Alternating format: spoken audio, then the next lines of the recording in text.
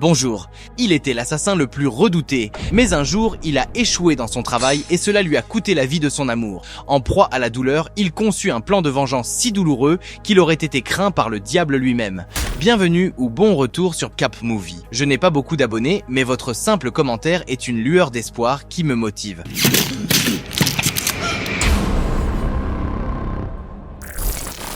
Le film démarre à Paris où notre assassin, qui ne croit manifestement pas à l'expression « l'oiseau qui se lève tôt », obtient son ver de terre. Regarde par la fenêtre, s'assoupissant presque jusqu'à ce que sa minuterie sonne. Il se réveille enfin, car même les tueurs ont besoin d'un bouton snooze. Il regarde toujours par la fenêtre, maintenant avec des gants, parce que bien sûr, il n'y a pas d'empreinte digitale. Ce mystérieux assassin n'est connu que sous le nom de tueur. Écouteur aux oreilles, il passe son temps à observer les gens, se demandant probablement pourquoi ils sont tellement plus doués que lui pour mener une vie normale. Décidant qu'il est temps de faire semblant d'avoir un abonnement à la salle de sport, il fait un peu de yoga et des pompes avant de sortir de sa chambre. Vêtu de son meilleur déguisement, de lunettes de soleil et d'un chapeau, il scanne un vélo avec son téléphone, comme un assassin des temps modernes, mange un morceau dans un café, parce que même les tueurs ont besoin d'un croissant, et passe un coup de fil. Le type à l'autre bout du fil mentionne une arrivée, et le tueur répond qu'il attend depuis 5 jours, comme quelqu'un qui suit un colis qui n'a toujours pas été livré.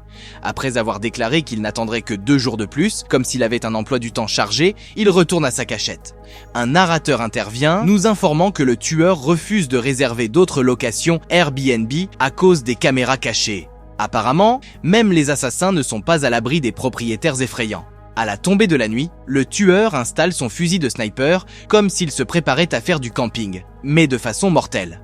À l'aube, le tueur réfléchit au véritable ennemi, l'ennui. Peu importe les ennemis ou les cibles, il n'y a rien de pire que d'attendre pendant des heures. Il nettoie l'évier pour passer le temps, car même les tueurs aiment un espace de travail bien rangé. Avant de s'installer dans son lit de fortune, décidant que la sieste est la meilleure solution, le tueur règle une alarme pour se réveiller et vérifier l'arrivée de sa cible. C'est un peu comme attendre une pizza quand t'as le ventre qui crève depuis des heures. Lors d'un de ses repérages, le tueur voit enfin les rideaux se tirer dans la maison ciblée.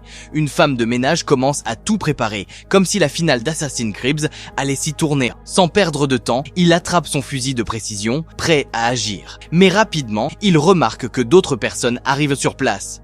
La femme de ménage les accueille, puis une femme est escortée vers l'une des chambres. Le tueur enfile son sweat à capuche, murmurant des phrases motivantes comme s'il se préparait pour un marathon. Sa montre se met à vibrer, indiquant que son rythme cardiaque grimpe, car même les tueurs à gages ont le trac avant de passer à l'action. En regardant à travers son viseur, il distingue enfin sa cible, accompagnée d'une femme, probablement son épouse. C'est à ce moment-là qu'il bascule dans une sorte de crise morale. Il se lance un discours intérieur sur le bien et le mal. Étonnamment, ça l'apaise. Mais lorsqu'il tire enfin, il rate son coup et touche la femme à la place. Oups, ce n'est manifestement pas son meilleur travail. Se rendant compte que les choses ont dérapé, il remballe ses affaires plus vite que quelqu'un qui est en retard pour une réunion. Il enfile un casque de moto, saute sur un scooter et part en trombe, comme s'il voulait éviter les flics et une mauvaise critique sur Yelp. Tout en conduisant, il jette nonchalamment son arme dans un camion poubelle parce que jeter des ordures, c'est tout à fait normal, non ? Après quelques manœuvres astucieuses dans les ruelles, il s'arrête dans des toilettes publiques douteuses, change d'apparence et haile un taxi pour l'aéroport. Car s'il y a bien une chose que ce tueur sait faire, c'est rester élégant dans sa fuite.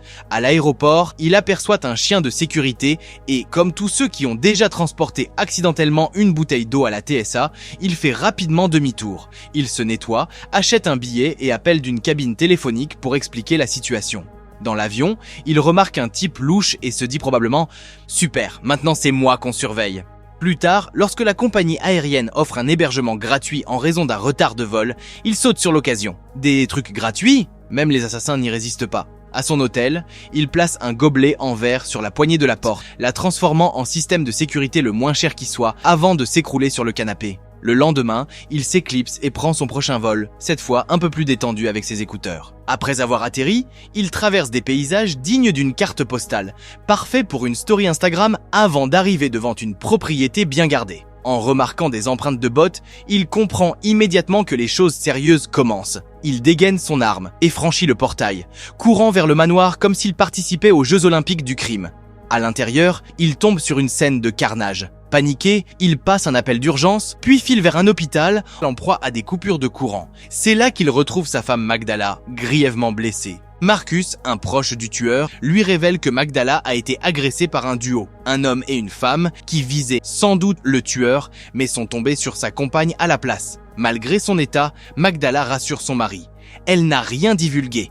Après sa visite, le tueur découvre un coffre-fort caché sous terre. Le lendemain, alors qu'il roule, il aperçoit la voiture impliquée dans l'attaque de son domicile. Sans perdre une seconde, il prend en filature un chauffeur d'urgence lié à l'affaire et parvient à infiltrer une base de données pour rassembler des informations. Il envoie un colis à une certaine Dolores, puis confronte le chauffeur, exigeant des réponses. Le chauffeur révèle des détails sur les agresseurs, les qualifiant de monstres et expliquant comment il a été forcé de les conduire à un manoir. Le tueur, désormais muni d'un faux passeport, se rend à la Nouvelle-Orléans. Il s'arrête dans un entrepôt pour se préparer, récupérant des armes, des dossiers, une nouvelle plaque d'immatriculation et des outils électriques. Il repère rapidement sa prochaine cible, Dolores, déguisée en éboueur. Il entre dans un bâtiment, lorsque Dolores le voit, elle est terrifiée. Le tueur les confronte, elle et Hodges, et les tient en otage. Hodges reconnaît immédiatement le tueur et exhorte Dolores à coopérer. Après avoir enfermé Dolores dans la salle de bain, Hodges avoue qu'il a tout orchestré après que le tueur a manqué sa cible initiale.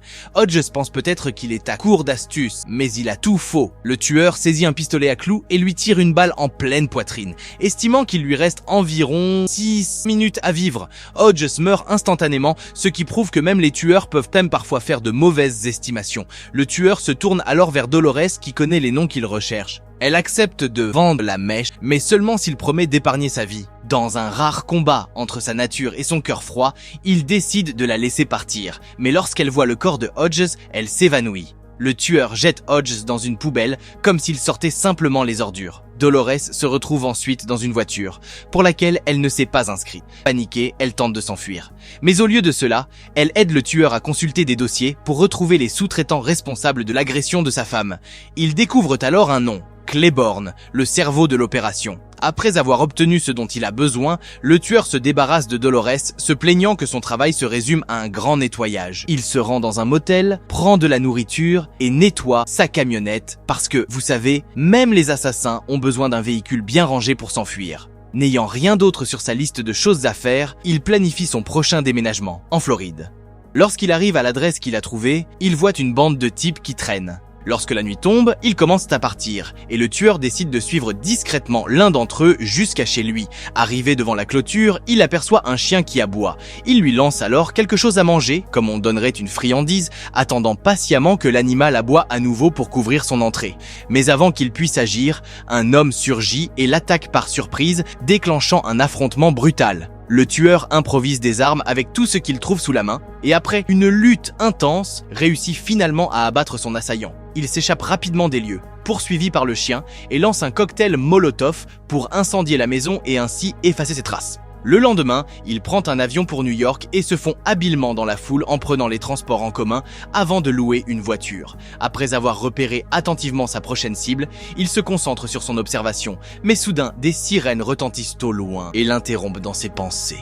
Plus tard, il rejoint une femme surnommée l'experte, occupée à dîner tranquillement dans un restaurant au bord de l'eau. Sans hésiter, il s'assoit à sa table et, discrètement, braque son arme sur elle. Elle essaie de se justifier en affirmant qu'elle n'a joué aucun rôle dans l'agression de sa femme et en désignant un autre homme comme responsable. Malgré ses efforts, y compris en simulant le fait qu'elle est gravement malade, le tueur reste impassible et la réduit au silence d'un seul coup de feu.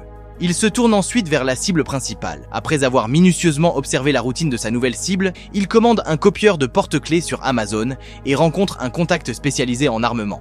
Muni du porte-clés reproduit, il s'infiltre dans les vestiaires de la salle de sport où sa cible s'entraîne, dérobe son portefeuille pour copier sa carte d'accès, puis attend le moment propice. Plus tard, il utilise cette carte pour pénétrer dans l'immeuble et se dirige vers le penthouse du 27e étage. Le tueur confronte alors sa cible, le milliardaire Claiborne, qui sirote une boisson. Au début, Claiborne ne reconnaît pas le tueur et tente même de le soudoyer, mais dès que ce dernier révèle la carte copiée et commence à poser des questions, Claiborne comprend rapidement la situation. Il lui explique qu'après l'échec de son coup, Hodge avait décidé de l'éliminer par précaution.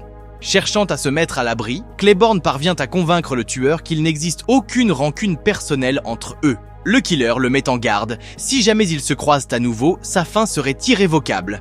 Une fois son affaire réglée, le tueur s'en va. Il se rend ensuite en République dominicaine où il retrouve sa femme désormais rétablie. Autour d'un thé, le tueur ressent enfin un sentiment de paix après tout ce chaos. Assurez-vous de vous abonner car les prochains épisodes promettent d'être encore plus palpitants.